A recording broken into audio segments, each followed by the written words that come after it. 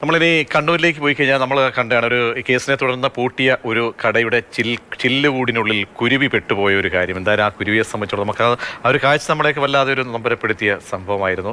അതിനെ ഇപ്പോൾ തുറന്നു വിടാനുള്ള നടപടിക്രമങ്ങളിലേക്ക് കടന്നിരിക്കുന്നു എന്നുള്ളതാണ്. കളക്ടറുടെ ഇടപെടലാണ് അതിന് കാരണമാകുന്നത്. നമ്മുടെ വാർത്തയായിരുന്നു, നമ്മൾ നേരത്തെ ആ വാർത്ത നൽകിയതാണ്.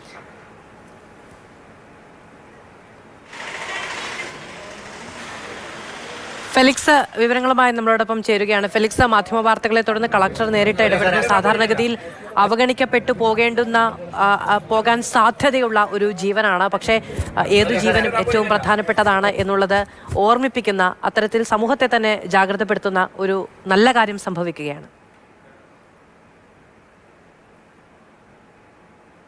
തീർച്ചയായിട്ടും. കാരണം കഴിഞ്ഞ ദിവസം ഇങ്ങനെ കുടുങ്ങിക്കിടന്ന ഈ കുരുവിയെ സംബന്ധിച്ചിടത്തോളം നാട്ടുകാരൊക്കെ വളരെ ശ്രമിച്ചതാണ്.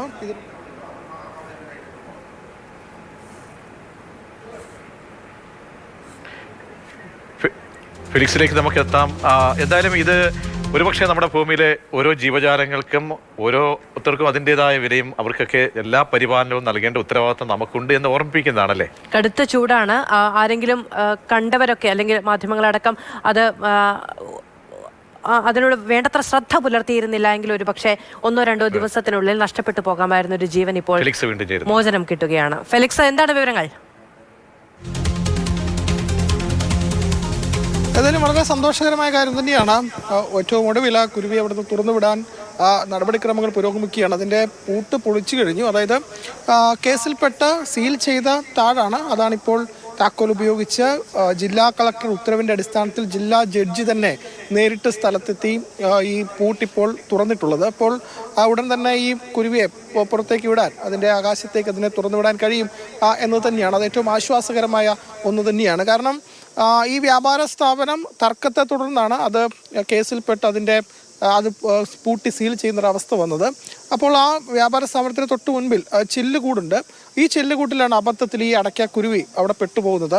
അങ്ങനെ പെട്ടുപോയി. പക്ഷേ ഇത് തുറക്കാൻ കഴിയില്ല. ഒന്നെങ്കിൽ ഇതിൻ്റെ ഷട്ടർ തുറക്കണം, അല്ലെങ്കിൽ ഈ ഗ്ലാസ് പൊളിക്കണം. ഗ്ലാസ് പൊളിക്കുക എന്ന് പറയുമ്പോൾ ലക്ഷങ്ങൾ വിലമതിക്കുന്ന ഗ്ലാസ്സാണ്, അത് പൊളിക്കാൻ കഴിയില്ല. അപ്പോൾ ഇതിൻ്റെ നിയമക്കുരുക്കിൽ കിടക്കുന്ന ഈ കടയുടെ ഷട്ടർ തുറക്കുക എന്നാണ് ഏറ്റവും പ്രധാനപ്പെട്ട കാര്യം. പക്ഷെ അത് നിയമക്കുരുക്കായതുകൊണ്ട് തന്നെ ജില്ലാ കളക്ടർക്ക് ഈ വിഷയത്തിൽ ഇടപെടേണ്ടി വന്നു. അങ്ങനെയാണ് ജില്ലാ ജഡ്ജി അടക്കം ഈ വിഷയത്തിൽ ഇടപെട്ട് ജില്ലാ ജഡ്ജി നേരിട്ട് സ്ഥലത്തെത്തി ഇപ്പോൾ ഈ താഴ് തുറന്ന് ഈ കുരുവിയെ പുറത്തേക്ക് വിടാനുള്ള ശ്രമം നടത്തുന്നത്. ഏതായാലും താഴെ തുറന്നു കഴിഞ്ഞു. ഇനിയിപ്പോൾ അല്പസമയത്തിനകം തന്നെ കുരുവിയെ പുറത്തേക്ക് വിടാൻ കഴിയും.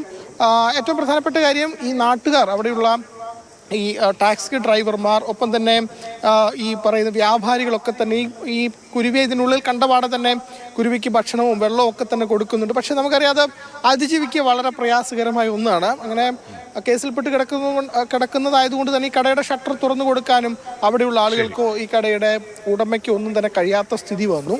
അങ്ങനെയാണ് ഈ വിഷയത്തിൽ ജില്ലാ കളക്ടർ വരെ ഇടപെടേണ്ടി വന്നത്. ഏറ്റവും ഒടുവിൽ ഏതായാലും നമ്മളൊക്കെ നൽകിയ വാർത്തയുടെ ഇടപെടലാണ് ഒരുപക്ഷെ കളക്ടറും അത് കാണാനും ഒക്കെ സാഹചര്യം ഒരുക്കിയത്. എന്തായാലും ഇനി ഇത് വിശാല ലോകത്തേക്ക് മറ്റ് ആരോഗ്യ പ്രശ്നങ്ങളൊന്നും ഇല്ലാതെ, കാരണം ഇത്രയും ചൂടാണ്, നല്ല കടുത്ത ചൂടാണ്.